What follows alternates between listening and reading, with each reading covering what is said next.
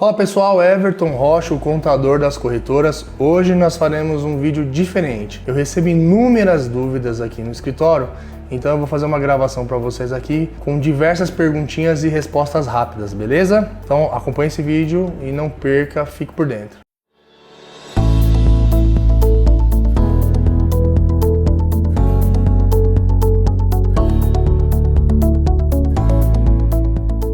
Fala pessoal, Everton Rocha falando, o contador das corretoras de seguros. Hoje eu quero falar com vocês, distribuir para vocês algumas respostas de inúmeras perguntas que eu recebo e muitas vezes eu respondo lá no Instagram, mas às vezes ficam também algumas pendentes e o Instagram tem aquela questão que a pergunta fica só 24 horas e eu acabo perdendo. Então, agora que eu fiquei sabendo dessa situação, eu fui mais espertinho, pedi para minha equipe ir anotando as perguntas e eu vou hoje fazer esse vídeo rápido respondendo as questões para você. A primeira pergunta que eu tenho aqui é: qual o momento ideal de virar um PJ? O momento ideal de você virar o PJ é quando você já tem produção lá na pessoa física que comece a atingir uma tabela de imposto de renda que seja maior do que a gente paga no Simples Nacional para corretores de seguros. Então, por exemplo, um corretor de seguros que fatura até 15 mil reais, ele paga de tributação no total 6% de impostos. Se você pegar isso lá no imposto de renda, 15 mil de faturamento, você vai pagar 27%. Então, a régua que a gente coloca de diferença é a partir de 3 mil reais mensais. Se você tiver uma média de faturamento de 3 mil reais mensais, você já está pagando um IR na pessoa física muito mais do que na pessoa jurídica. Então, esse é o momento. Então, tome como base 3 mil reais mensais, beleza? A segunda questão que eu recebo também é bastante relevante aqui no escritório, é se eu posso abrir uma corretora de seguros no meu endereço residencial. E a resposta para esse questionamento é a seguinte: se você mora em áreas que são áreas mistas, porque na prefeitura há uma questão de zoneamento entre área residencial, né, área estritamente residencial, área estritamente comercial ou industrial e áreas mistas.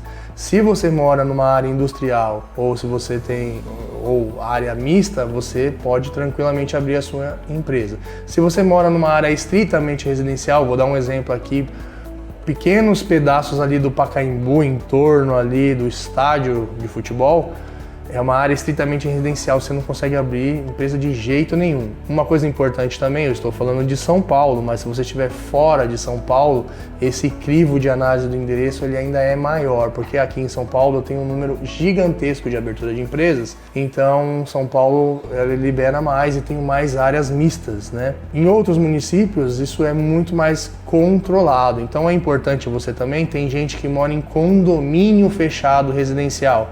Muitas vezes em municípios menores não aceitará a constituição da sua empresa dentro de condomínio, beleza? Tem que ficar atento nessa questão também. Uma outra questão que eu também tenho aqui é: posso ter um sócio meu na corretora que não seja corretor de seguros? Sim, é perfeitamente possível você ter uma corretora, uma sociedade, desde que tenha uma pessoa que seja o responsável técnico. Hoje em dia é possível você ter até os sócios todos não serem corretores e vocês nomearem um administrador técnico para tomar conta dos atos referente à parte de regulamentação técnica. Agora, o que você não pode ter é não ter um sócio técnico e também não ter ninguém responsável, não ter um sócio que é corretor e não ter ninguém responsável com a regulamentação SUSEP ou IBRACOR, que vai ser, não sabemos ainda esses próximos passos aí de quem que vai regular, mas precisa ter alguém que seja o cara técnico e não necessariamente ele tem que ser sócio, ele pode ser só nomeado um administrador. Tenho que pagar contribuição sindical? Não, não tem que pagar mais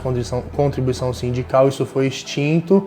Hoje em dia nem na pessoa física você é obrigado a pagar. Se você pagar é porque você quer realmente contribuir com a sua classe, quer se afiliar no sindicato, mas não é mais obrigatório. Outra questão: por que descontam INSS na minha produção em todas as seguradoras? Você está dizendo isso, então provavelmente é uma dúvida de uma pessoa física que está cadastrada em diversas seguradoras. Se você não nomeou uma única, porque é possível você nomear uma, você manda uma carta para apenas uma seguradora descontar o INSS e as demais não descontarem.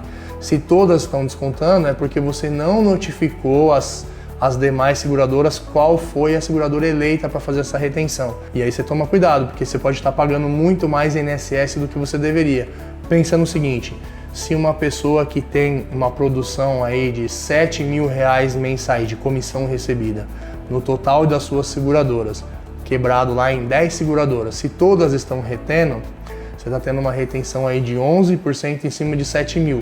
E o INSS ele tem um teto máximo, mas esse teto máximo ele só vai acontecer individualizando cada seguradora. Então, se em uma seguradora você produzir R$200, na outra você produzir 500, na outra você produzir 5.000, na outra você produzir 3.000, o sistema não vai conseguir entender, ele vai descontar 11% em todas. Então, é extremamente importante, se você é pessoa física, nomear apenas uma seguradora e avisar todas as outras que você tem o cadastro, que você nomeou a XPTO seguradora. E aí isso não vai ter pagamento, você não está desperdiçando dinheiro, beleza? Preciso ter conta corrente em nome da empresa para fazer o cadastro na seguradora? Sim, as seguradoras não aceitam pagar as comissões na conta corrente dos sócios da pessoa jurídica.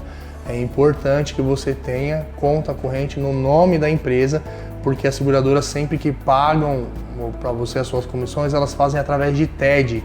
E se você não tiver uma conta corrente no nome da empresa, não vai ser possível receber as suas comissões.